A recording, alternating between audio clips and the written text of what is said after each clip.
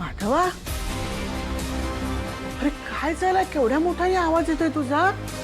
सासूबाई बघा ना कसे वागतायत. कुठला चांगला नवरा घरच्या लक्ष्मीशी असा ओरडून बोलतो. मी खरंच काही नाही केलंय हो आई.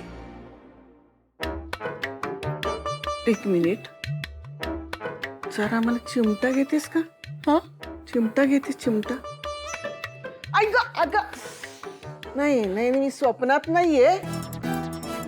पण मला एक कळत नाहीये, हे ताटाखालचं मांजर वर कधी आलं? अगं आई, तुला माहित नाहीये ही आणि निशी काय करतायत ते?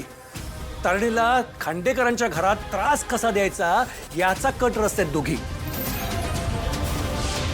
सगळ्या मर्यादा ओलांडल्या त्या दोघींनी. आणि तारणी बिचारी सगळं मुकाटपणे सहन करते आणि म्हणून या दोघी कशाही वागतायत तिच्याशी. आणि हे मला अजिबात आवडलेलं नाहीये.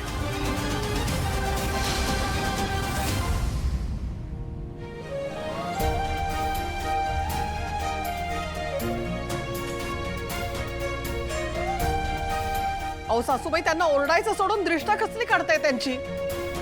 मी काही केलेलं नाहीये. गप्पा बाईस. हे बघ, नवऱ्यानं बायकोवर ओरडणं किंवा तिच्यावर हुकूम गाजवणं या मताची मी नाहीये.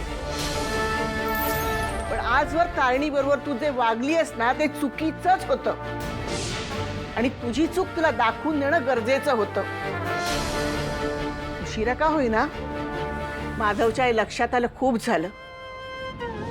माधव, आज दोन गोष्टींबद्दल मला तुझा खूप अभिमान वाटतोय. पहिल्यांदा तू रेखाची चूक तिला दाखवून दिलीस, आणि दुसरी, तारिणीची बाजू घेऊन तिच्या पाठीशी उभा राहिलास. मग मी काय करू आई? नाही म्हणजे मला हे सगळं बोलताना आनंद होत नाहीये ग.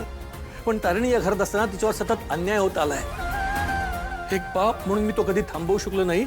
ही अपराधीपणाची भावना मनातून जातच नाहीये ग. त्या बिचारीला ती सासरी गेल्यावर सुद्धा ह्या दोघी सुखानं जगू देत नाहीये.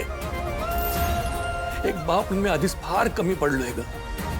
पण यापुढे मी तिच्यावर कुठलाही अन्याय होऊ देणार नाही. तू केलंस ते योग्यच केलंस बाळा. झालं ह्यांचं सुरू. सारखं आपलं तारिणी तारिणी तारिणी. करणार करणार. कारण आजवर तारिणीने या घरासाठी जे काही केलंय ना, त्यासाठी आपल्या घरातल्या सगळ्यांनी एकत्र येऊन जरी ते पांग फेडायचे म्हटले ना, तरी ते फिटले जाणार नाहीयेत. आणि रेखा, माधवनी तुला जे काही सांगितलं ते चांगलं समजलं असेल असं मला वाटतंय.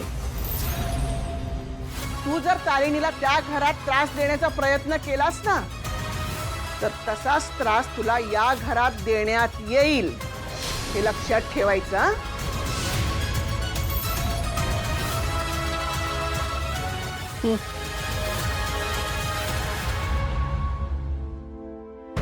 शांत हो आणि असाच धीट राहा.